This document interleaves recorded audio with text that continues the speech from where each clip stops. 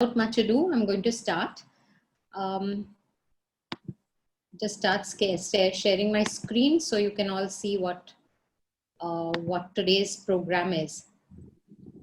Now, today's program was meant to deal with two very um, two very distinct topics, which are I'm just getting the screen. Yeah, one being movement and the second one being storytelling. Okay. And the thing is, it's not to say that we are not doing movement or we are not doing storytelling, but how can we enhance this aspect in our classrooms? So that is today's topic. I know all of you teachers are must be doing some bit of it, but I'd like to add on to that and give you some more valuable insights that I have had and share my experiences with you. So, movement. What is movement? Is it just moving aimlessly? We can do that at any time, even when we are pacing or we're going from one classroom to the next. That's not aimless. Of course, we're attending the next lecture. But how do we make movement count for us? Like, in the sense, there are a series of exercises which are done through movement, which make your movement very goal based. So the movement that we want to share here today, that I want to share with you, are few exercises that will help us to move in a categorically focused and in a way that will help us to progress in whatever sphere we're going through. It's not just for the children that you teach, but also for yourselves. So if you yourselves practice some of these movements, I'm sure you will all benefit like I do. So the exercises that I'm going to share today are a series of, a couple of exercises from Brain Gym. All of you must have heard about Brain Gym, but I don't know if any of you have actually received formal training in Brain Gym. So as I have received formal training, I can show you 2 or 3 exercises today that would, help us with taking Brain Gym to the next level. Now, what exactly is Brain Gym? Brain Gym is a series of exercises that shows why movement is crucial to brain function. Now, you would say movement is body based, and Brain Gym, I mean, you're talking about the brain and you're talking about gym. So how does that come together to make movement more applicable in everyday life? How does it help us? It helps us in the area of memory, language, learning, all of that, because all our higher level thinking has come from movement. If we would not move, we would not learn. So we have to move to learn and learn to move. It works in both ways. So let's see what is Brain Gym exactly. Yeah, it is a series of very simple and enjoyable movements that are used to enhance the capacity for whole brain learning. What do we mean by whole brain learning? Where you're using both the areas of your brain, your right hand, your right area of the brain as well as the left one, to coordinate in such a way that you access both areas without difficulty. We have children who are accessing a lot of the right brain activities. They can think abstract, but when it comes to languages, putting it down on paper, they're no good at that. Or some children who are so good at all the paper pencil activities, but when it comes down to abstract thinking, they suffer a lot. So let's see how we can access both sides of our brain to the optimum. Even if you have that one special child in your classroom, you can always use these simple brain gym activities to help that child reach his potential or the next level in learning. Okay, so what does it do for us? How does it help? It supports success by enhancing self-confidence. So when you're self-confident, don't you feel that you're making a better attempt at things? You're better able to tackle everyday things, and if new things come into your way, you know how to attack those things as well. So it gives you that kind of self-confidence.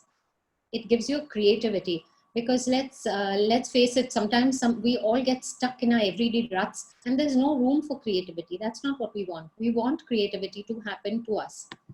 And communication skills. If I'm not able to reach you, like of course here on a Zoom platform, I can see all the tiny pictures, but it's sometimes difficult to reach you. So just imagine if you don't have good communication skills and you cannot reach the other person appropriately. It helps open neural pathways in your mind where your communication skills are also enhanced, and thereby you're a more effective communicator. Organization skills. You see so many of your children who come to school without a book, with pages torn from the book. When you ask them for the calendar to write your remark, I'm sure a lot of people do that.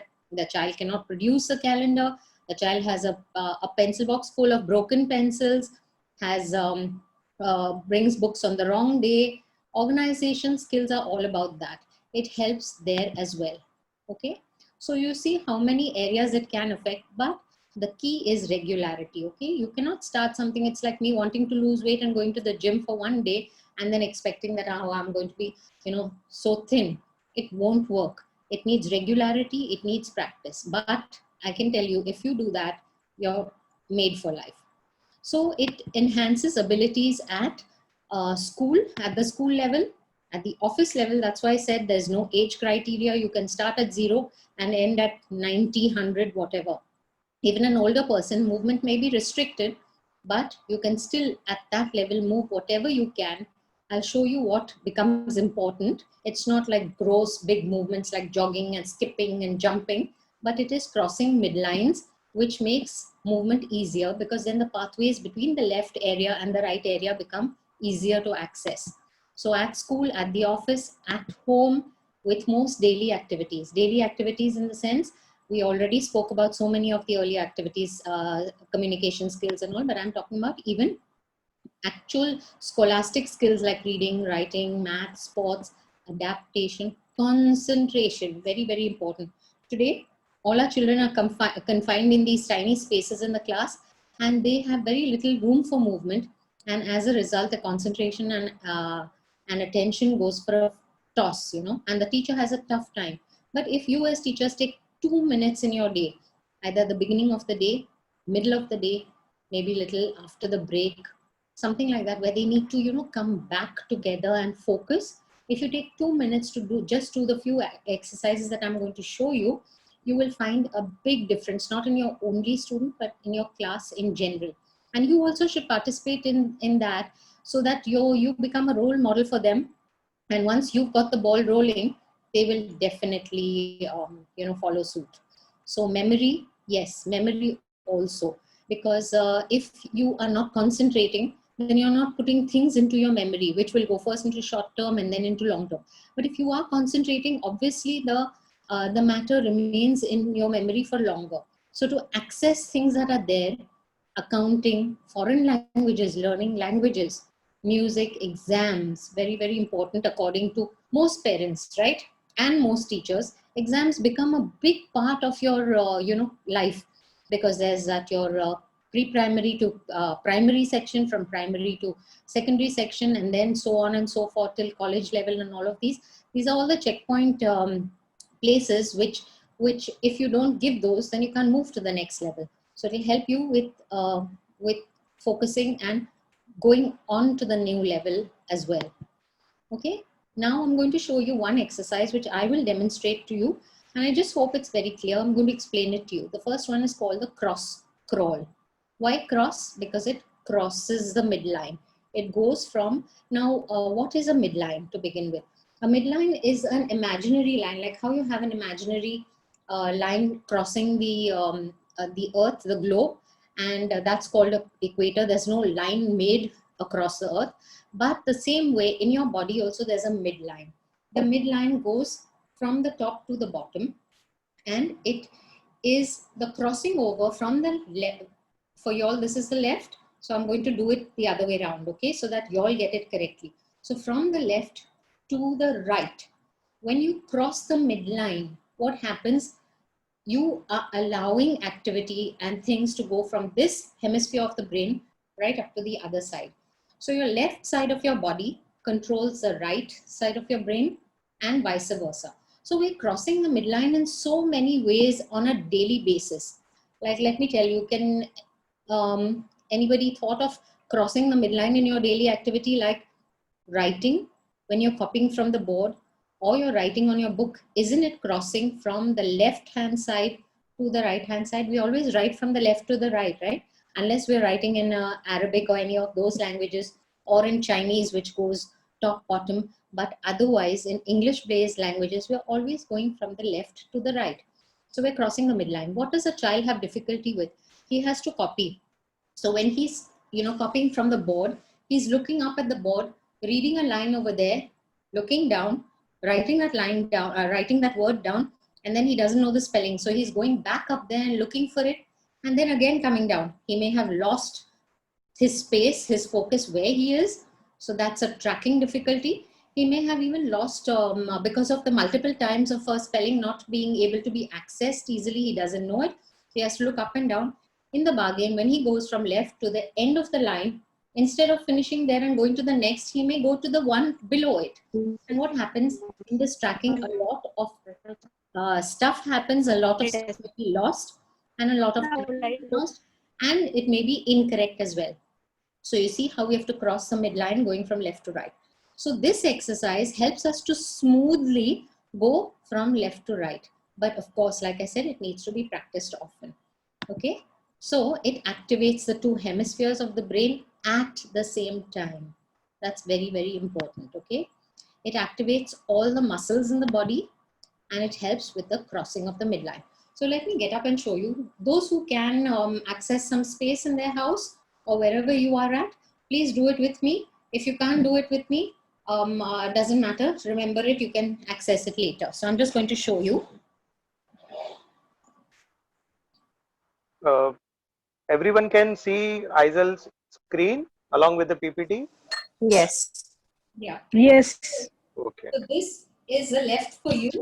Yes. One side crossing over to the right hand knee. Just imagine you can see the whole knee also, and vice versa. This side crossing over to your left. So do you see how you're crossing the midline to get to the other side? So you can do it this way, with your palm touching the knee or with your elbow touching the knee as well. Okay. So those who are not able to access the elbow and they find it difficult to make it meet, you can do this as well. So do you see how you're crossing the midline? You're crossing that invisible line that I was talking about to get to the other side. Okay. So I'm going to show you another few activities also. Yeah.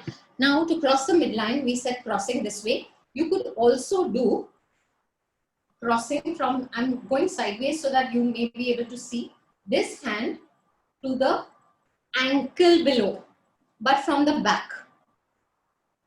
I'll put it a little lower so you can see.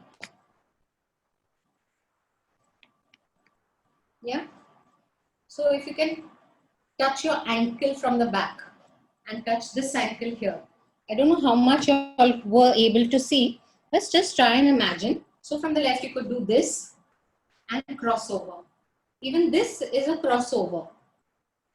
Anything that goes from one side to the other side. All these are crossover activities, okay? So we could help crossing the midline with this. Let's go to another activity. Did any of you try and practice it along with me? Yes, ma'am. Okay, so it's Yes, difficult, ma'am. right?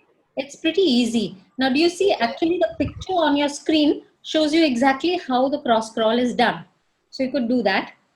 And there's no written recipe as to how many times you can do it, but you should be able to do it for a couple of seconds, maybe 5, maybe 7. Don't do less than 3 because then it's useless. It has to be done. Remember, the brain loves repetition. Okay. So you do it often. More importantly, if you do these exercises thrice a day for 2 minutes each, that's important. Let's access the next part. Lazy 8. What is a lazy 8? I don't know if any of you know what a lazy 8 is. Does anybody know what a lazy 8 is? Okay, so I'm going to tell you.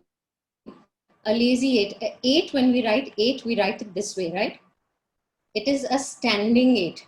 But when we say lazy 8, the 8 lies on its back and it looks lazy. That's why it's called the lazy 8. Like something I'm going to show you. Can you all see this? Yes, this is a shape of an 8. 8 would normally be like this, but this is a lazy 8. Okay, so we have this in my workplace, which we access for children who can try and use it. I'll show you how. Now the lazy 8, how does that help?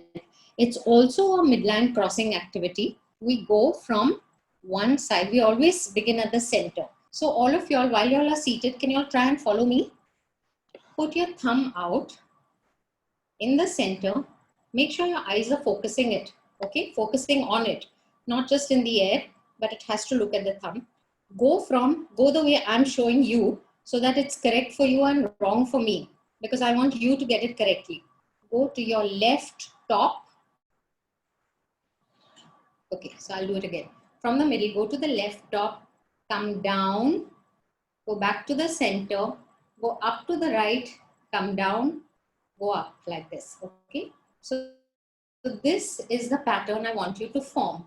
Always go to the left first, because accessing the left is the way we write and read also. So this way.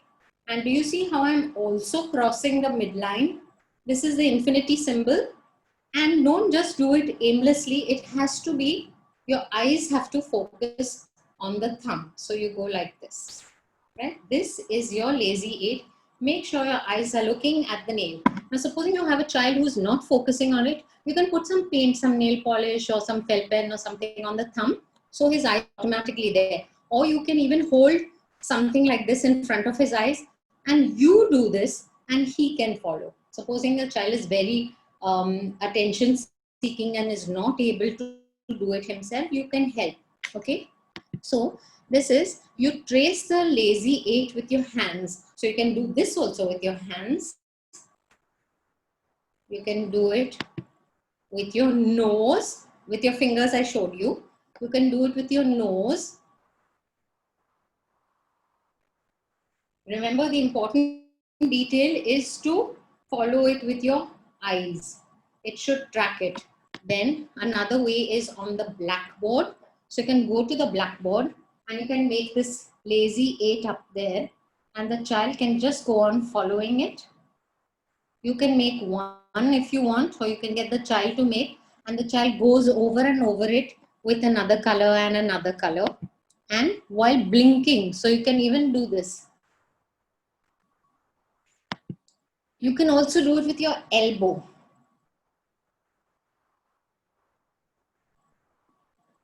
And with your shoulder.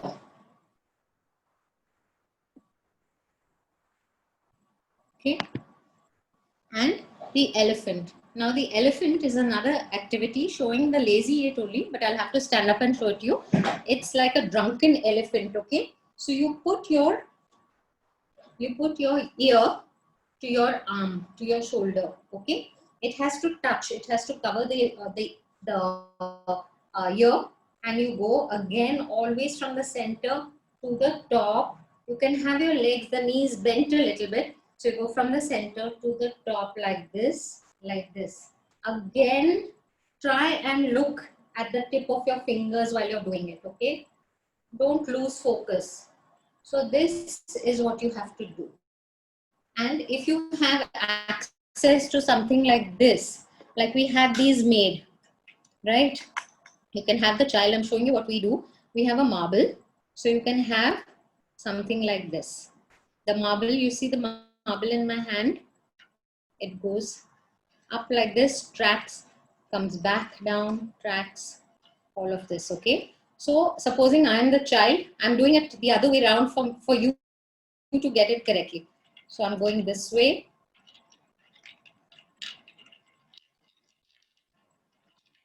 You may not be able to see it because if I tilt it, then I'll lose the marble. But do you get what I'm saying? That is that the marble goes in the shape of the lazy 8. And it's not just that the marble should go, but the eyes should also follow. So it's very important that the eyes do what you want them to do. And you'll see an improvement in not just reading, writing, but also in handwriting. Yeah. So now, before we go on to the next section, do you have any queries on any of this? Have any of you done this before, or have any experience with lazy 8s? Anybody at all? So one of the teacher have asked in the chat, where can we get this shape of lazy 8, which you showed just? Yeah. So we do make it and we sell it over here, but I don't know if it would make any sense for you all to have it as a single thing unless you all are running a center or something.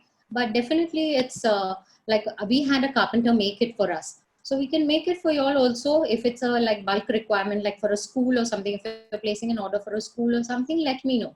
You can get in touch with Vikram for it and he will, get it to you. But you can just simply make crayons on it. And remember, yes, one important thing is you do it with your right, say 5 or 7 times, then you do it with your left. Again, remember, even if your hand changes, your directionality will not change. You still go this way. And then you can also clasp both your hands and do this. What is the important thing to remember? That the eyes have to follow what your fingers are showing or what your thumb is pointing to, what you're doing with your hands, whatever it may be, the eyes have to follow.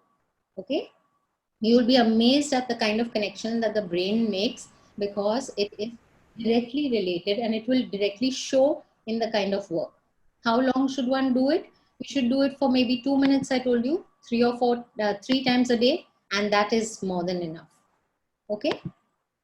So So one quick any other question. questions, Vikram? Yeah.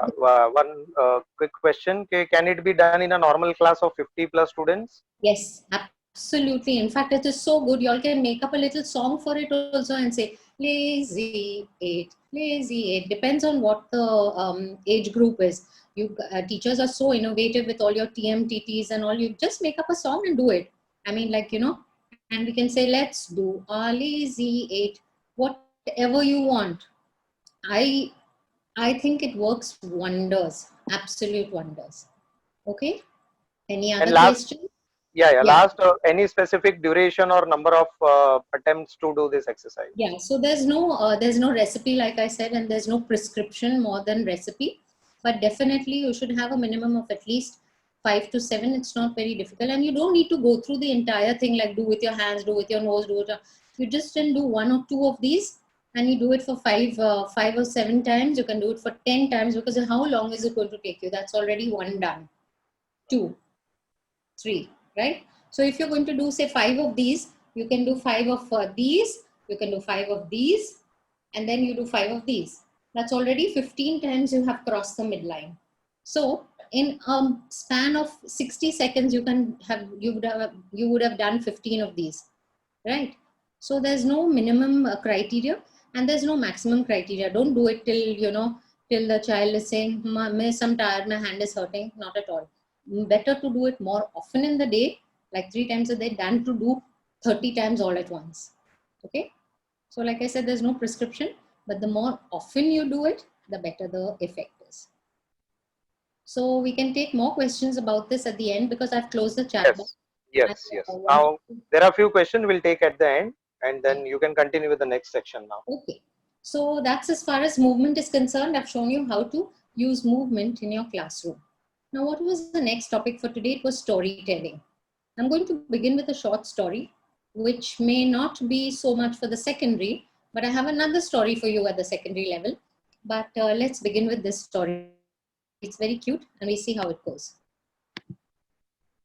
So the Angles, okay? This is the Angle family. Come and meet the Angle family. Hi, we're the Angles. We're one family, but we're all very different.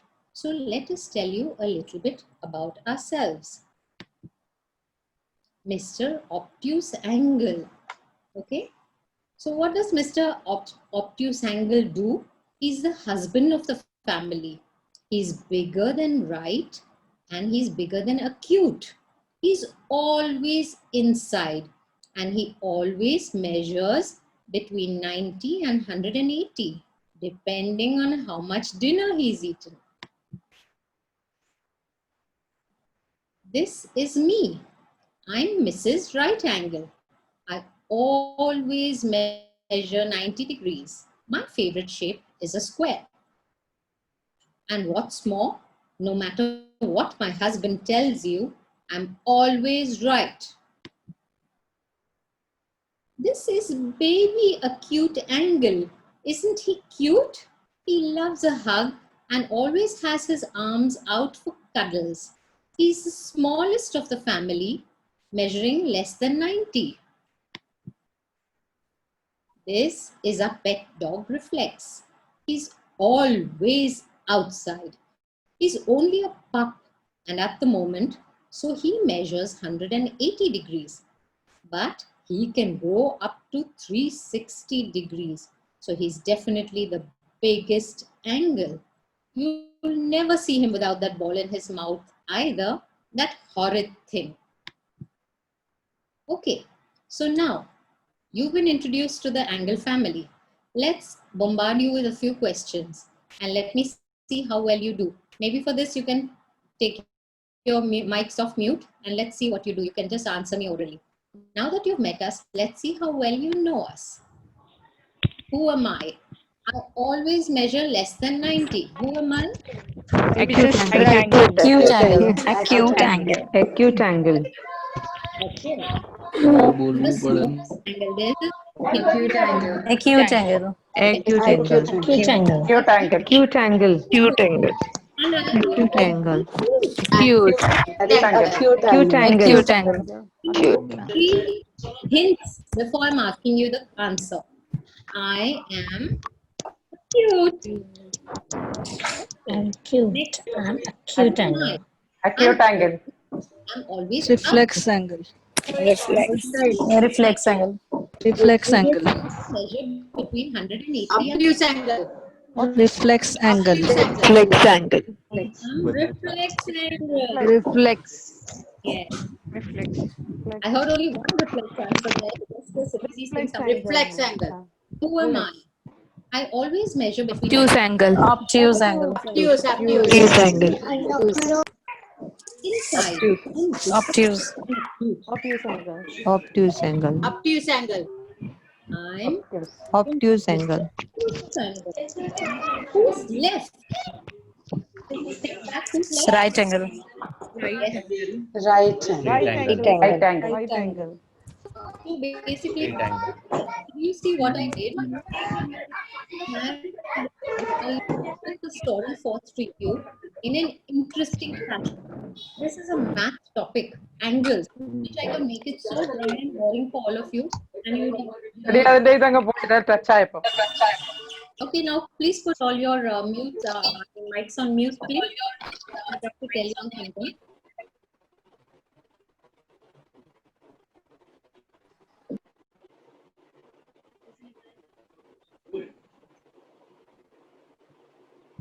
Yeah, sorry, I also got mute.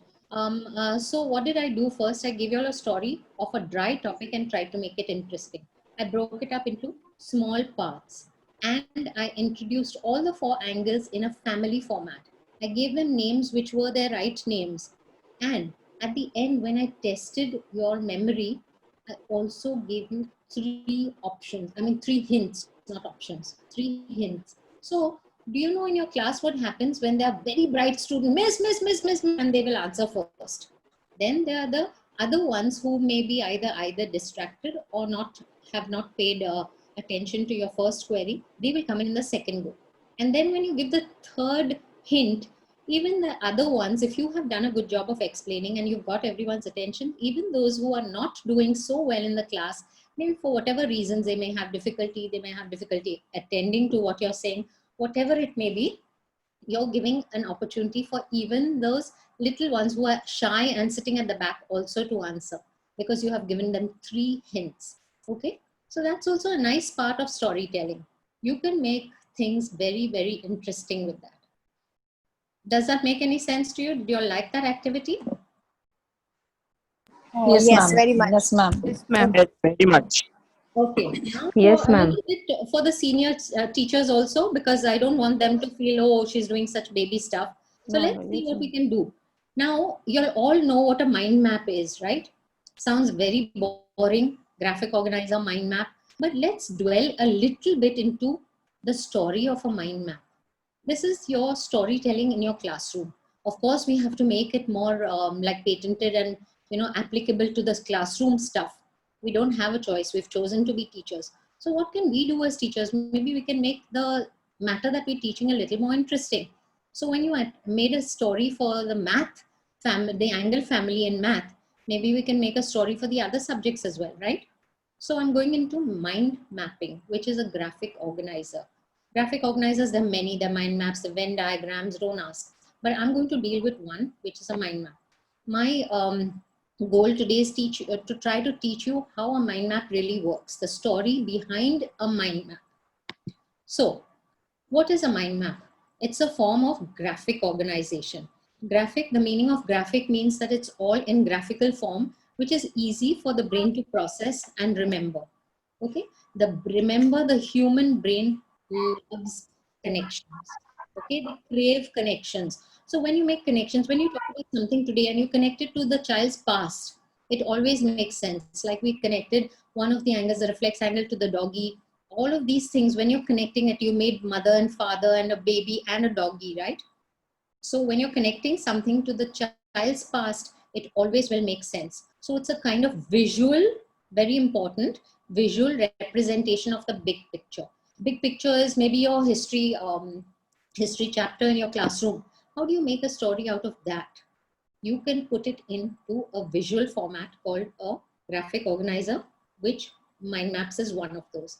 And it represents a skeleton. This is not that you're writing the entire story out in the mind map. You're giving a few tips so that the child can remember.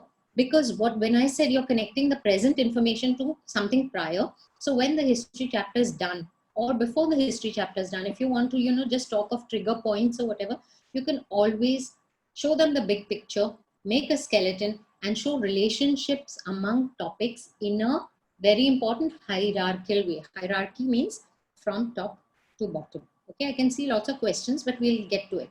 So this also, mind maps also tell a story. Let's see how. There. Now, levels in a mind map. You know that they always have levels. We always go from broad to specific, right? They move from broad to specific. They're very versatile. What do I mean by versatile? That means they can be done to any topic. It's like Madhuri Dixit can be a young heroine, she can be a middle-aged lady, and she can be a very old lady. So same way, they are very versatile. They can adapt themselves to any situation. It's up to you to make it adaptable. They're also very customizable in the sense I can use it in my history lesson. She can use it in her geography lesson. The English teacher can even use it in a poetry lesson. Okay. So it's that adaptable and customizable. And what is important? What does the student take away from it? It helps to comprehend better. You need comprehension. If the child is not understanding what you're teaching, where are you? Nowhere. So it makes comprehension and it helps retain the material. That is two very important things of a mind map. Now, what does a mind map do? It gives you levels. Okay. It goes from top to bottom, hierarchical. Remember I said hierarchical? Different levels of an idea in a map should be represented by different shapes. Why different shapes? Now, of course, this has been, taken from something that I made. So the top one is meant to be a rectangle. Okay. It looks like a square over here, but it's meant to be a rectangle. It didn't get broad enough because of the space, something went wrong. So a rectangle going on to two ovals and then going on to squares. So what have you done? In a hierarchy, you have put three different shapes. Okay. So the main topic would be your rectangle on top, followed by the square, by the ovals, and then the squares containing further information.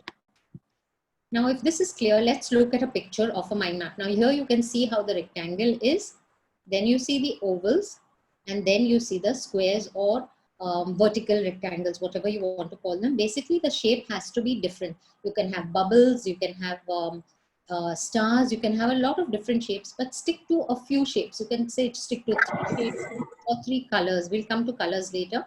So you can stick to a few basic ones and we see how the mind map moves on. So your story will flow from top to bottom. Do you see the empty one on the left hand side? It has only ovals. Then you see the other one, it has rectangle, oval, and other rectangles below. You see the one on the right hand side, it has got color also added. So why do we add color? Because again, the brain retains color very well. Okay. Ma'am, Yes. can't see the screen. Nothing is there on the screen. How can it be? I'm sharing. Can everybody see? Yeah, we are able to We see. are able to see. Yes. Ma'am, there Yes. you can Ma'am, Yes, we are able to see. so ma'am, yes. there must be something wrong with your internet connection, because if everyone else can see, maybe you can just try again or something. I don't know how to help you, because if everyone else can see, that means it's a connection from your end.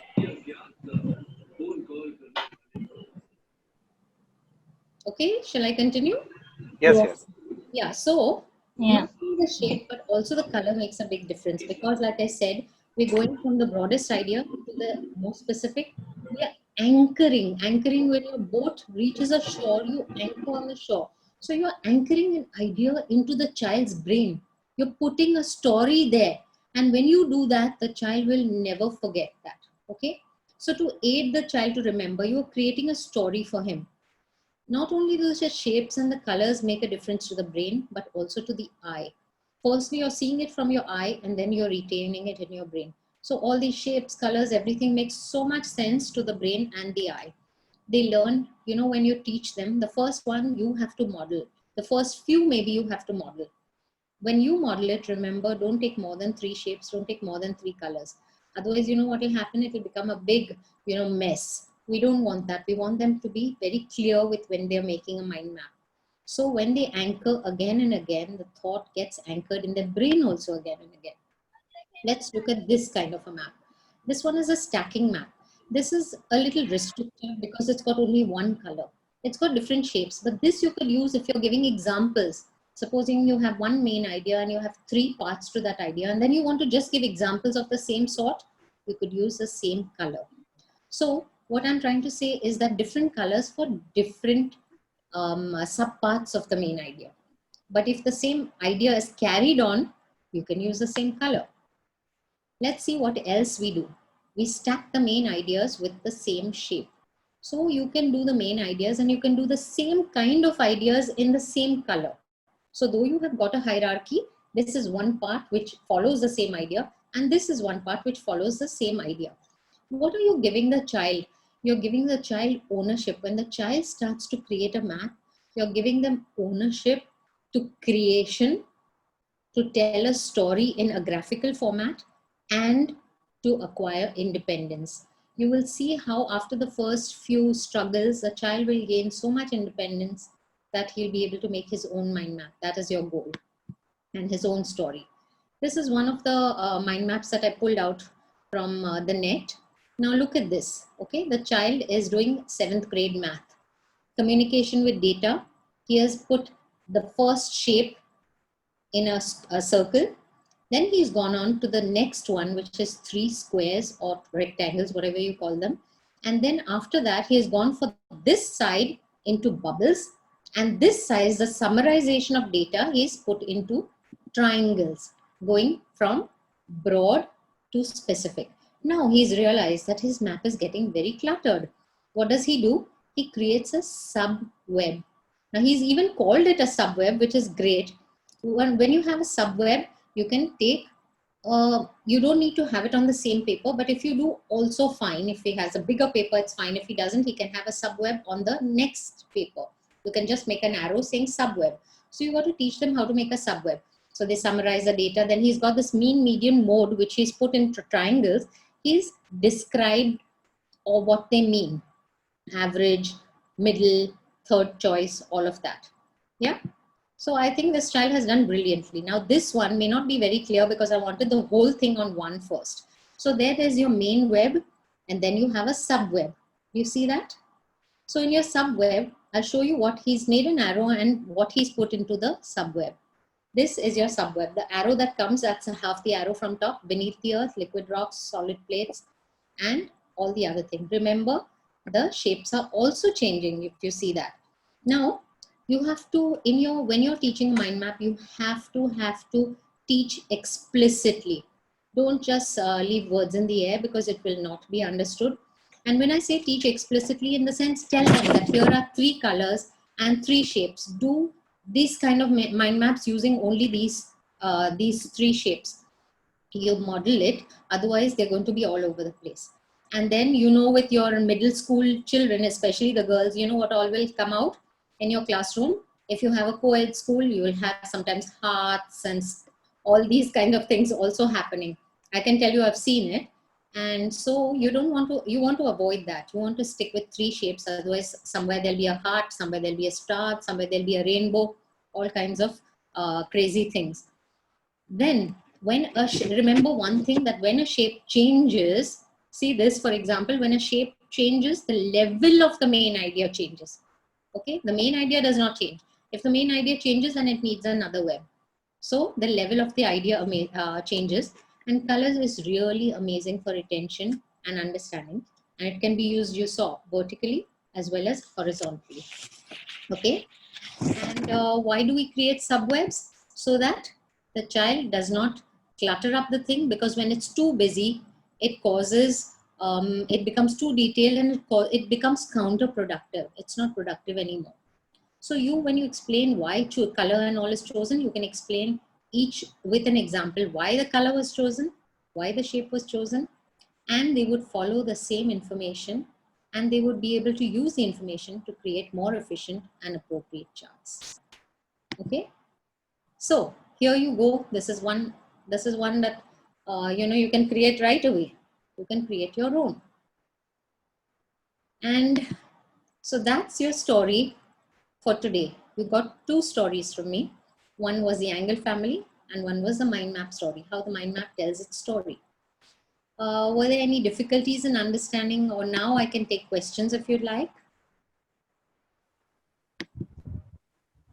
Yes. So Yeah. earlier, related to movement, Yeah. they would like to see movements quickly once again, especially those elephant and the other one. So what I'll do is, shall I stop screen sharing and go to my screen? Yes, yes. That would work, because then you get a bigger picture of me. And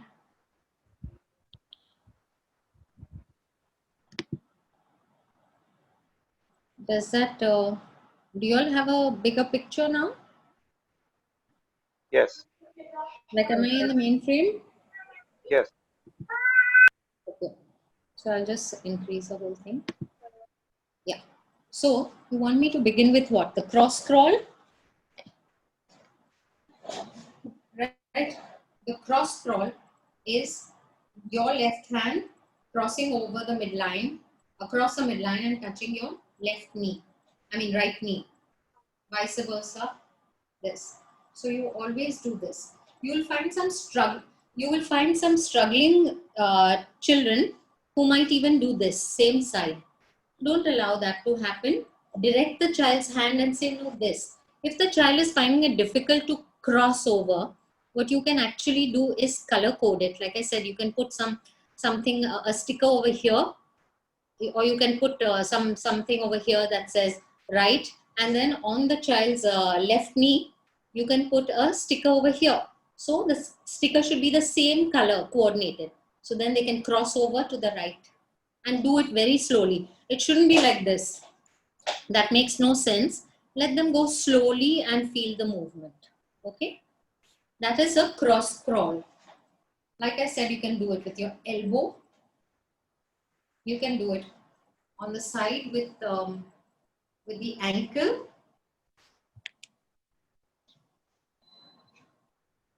Remember, it's crossed.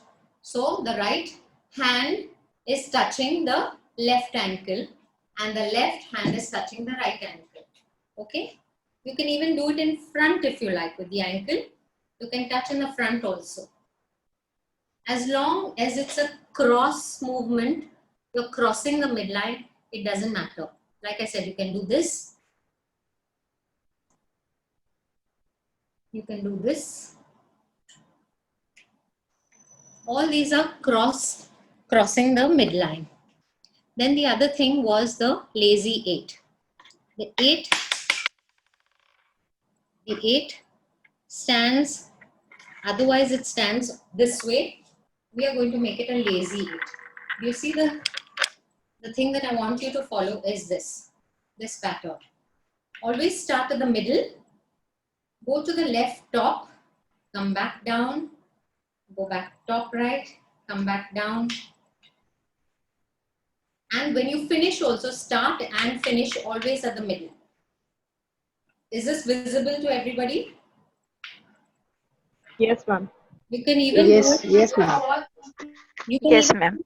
you can even do it with the back of a pencil so you don't spoil your Lazy 8 board. You can do it this way. You can do it just with your fingers. And if you have a board, you can do it this way.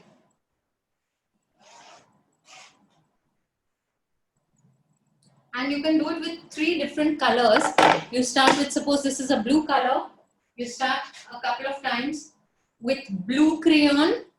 Then you can go on to another color, maybe a red crayon. Then you can take another color, a green crayon. And you can do it with your right hand, what I just did. You can do it with your left hand. And then you clutch the crayon in both hands and do it with both hands. Even if I did the right hand, if I did the left hand, or if I did both hands together, the pattern never changes. It's always this way. From the middle, top left, coming down, bottom, going up top right, coming back bottom, ending in the middle. Okay? Then we said we can do it with our eyes, blinking. You can do it with your head. You can do it with your shoulder, your elbow. You can do it with your shoulder. The infinity symbol is a very powerful one. Now we're going to talk about the elephant, okay? Take your right ear, stick it to your left hand. This is your right ear to, your left ear to your left hand. I'm showing it to you the other way around. You do this, keep the hand dangling like an elephant's trunk and look, you have to look at the edge of your fingers, okay?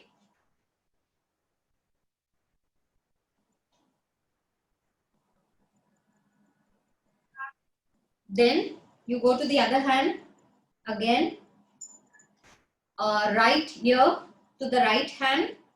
Look at this finger. Remember, eyes are most important.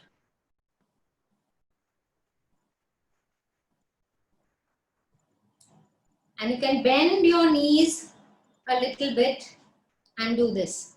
This is a cross crawl and the Lazy 8 in the movements. It is borrowed from Brain Gym. The source of these exercises are Brain Gym, and I can guarantee you that these will help you. Okay. Yeah. Tell me, any other questions? So some of them have asked about that angle story. So Yeah. We will email them, right? We can email that.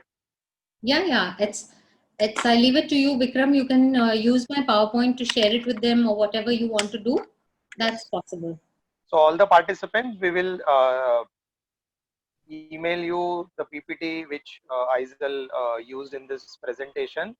So in that, the story about the angles also will be covered. So that question, and then yeah. So initially, a few of the participants asked, okay, will students will be able to do all the movements? Means, do they need to do all the movements at one go, or how it is? You can choose to do one movement at one go, in the sense, supposing now I have a transition, okay? The maths period is over and I'm only taking the history period. So I have a transition, I can do it that time. Or when I enter the classroom and I would like to, to get the child's attention, and I know they've had 2 periods of, karate or games or something, and they're all over the place. So have them drink water, settle down, start this activity for 2 minutes. Once they're settled down, then they can continue. And one more question related to mind map. Can standard 5 literature class, Yeah. okay, do mind maps? Can teacher do for standard 5 literature? You can do it even actually with standard 1. If you start early, I can guarantee you people will know. Like, you know what? Like, supposing there's a story of an elephant and he went looking for his friend the bear, and then on the way, you know, the first standard stories, then they found a mouse, and then they found a house, and then they found something. So what will you do? You take the elephant, you make a picture of the elephant, stick it in the middle of your paper. Okay, this is a used paper. So stick it in the middle of your paper. Then what happens is that you have other cutouts of the mouse, of the house, and then where they went walking on a pond, whatever. And then you can start telling the child to fit them in sequentially. This is more like a brainstorming map, not a top bottom, but you could do that also, top bottom. So the elephant will be on top, and then you go down, down, down. And how will you help them to link it? I had arrows in the mind map, but for very small children, make some, clay. When you roll clay and make it long like snakes, let them go from the elephant, put a long line going towards a mouse, and then the mouse going on here towards a house, and then from there they go to the pond, and then from there they meet their friend who's a snake, and then the snake says, let's eat dinner together, and that's it. So, you know, you can do a hierarchical map going this way, joining it with clay. So you're making it interactive, you're making it kinesthetic, you're making it visual, you're making it auditory, and you've got all the senses involved. And if you want to make it something to be eaten, you throw that in as well and give them a M&Ms or a polo as a reward. So when they all had lunch together, come on, let us also have a break and eat something together. Polo is harmless. You can take one polo, divide it into 4 pieces and give them a reward. Each child gets 1/4 of a polo, which is not bad, right? So you can have groups doing this. You can do lots of things. You guys are so imaginative, you know. It really works well. There was one more question, that why we have to go from left to right. That is the way your language works. Remember one thing, there's a lot of confusion because language works from left to right. We're writing and reading from the left to the right. But what do you do in math? Think about it. In math, do we go from left to right? When we're doing our operations, addition, subtraction, we go from right to left. So what is the best case scenario? You want both the hemispheres of the brain working in combination with each other. But most of your activities are always from left to right. We also, in our classes, when the child is just beginning and doesn't know where to begin, you can put a little smiley at the top of the page so that the child knows that this is your left-hand side and that's where you have to start. And then you can have a little arrow next to the smiley to show the direction. The child already knows that, okay, I begin here, go to the end of the line, finish that line, come back to the beginning of the next line, and so on. So you see how small things help going a long way. In all our doors over here, we have a little yellow smiley at the top left-hand side of the door. That's why the left. Again, when we're doing, when you're doing the lazy 8, you're always going to the left and then coming back. The information that the eye has to access, both the eyes will work in a team. They don't work independently. Otherwise, you will have a lot of problems in tracking. But when they access information, they both meet, they both team together, they access this part, and then they go on to the right-hand side. So when they are working together, when they're teaming together, you will have good tracking and you will have good ability in reading and writing. Okay? Okay. Yes. Any other questions? Please feel free to ask me. You have a few minutes to ask. Yeah, I see a lot of people are saying, can we get a few more stories? Yes. You know what? You can even access, there are stories on YouTube. You can go and get them for parts of speech. There's a whole story for parts of speech. The last webinar I attended, there was a gentleman who related the whole parts of speech story. Vikram knows that. So what happens? Yeah, correct. Yeah, so you can get these on the net. you can make them yourselves. Like it was my husband's birthday a few days ago. His friend from boarding school sent him a limerick because in this lockdown stage he started cooking. So something about cooking and burning food and some nonsense. But he made such a funny limerick about it that, you know, even today I don't remember the limerick, but I know what went into that story. And it was a laugh because they have a group of like 150 members or something, and they all were commenting. And he got more than 150 wishes. He got many abuses and he got many laughing stories. But remember, that is what will stay in your brain. Add stories, add humor, and that is what the brain retains. Add color, add position, add shape for your mind maps.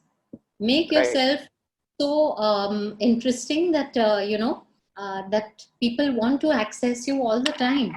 That's what even if they forget your lessons, what you taught, they will never forget you as a teacher. Absolutely. So does this mind map also covered in the brain gym program or just the movements? No, Brain Gym is a package of movements. There are 26 basic movements, and then there are more and more. So if you Okay. start a Brain Gym program at the basic level, you will learn how to access the brain through these 26 movements. And then there are levels of Brain Gym. You want to become a teacher, you want to become a consultant, you want to just become a trained person in all these spheres, everything, all those possibilities are there. We do have training. Are there any detailed training for mind maps? For mind maps, it would come in a study skills program, which we will be hosting shortly. So we can do that. See, mind map is only one graphic organizer. There are hundreds and millions of graphic organizers. If you just put mind maps in, you will get 80,000 online anyway. But the idea is to make some yourself and then to give it. You can give empty mind maps to children also and let them fill it. And once they get practice with this, you will be amazed at the kind of results that happens. So to answer your question, Relating Vikram, a story along with it, right? yes, that is the whole thing. A mind map is actually a story about the section of stuff that you want to teach. Just like the angles, that's also a story about math.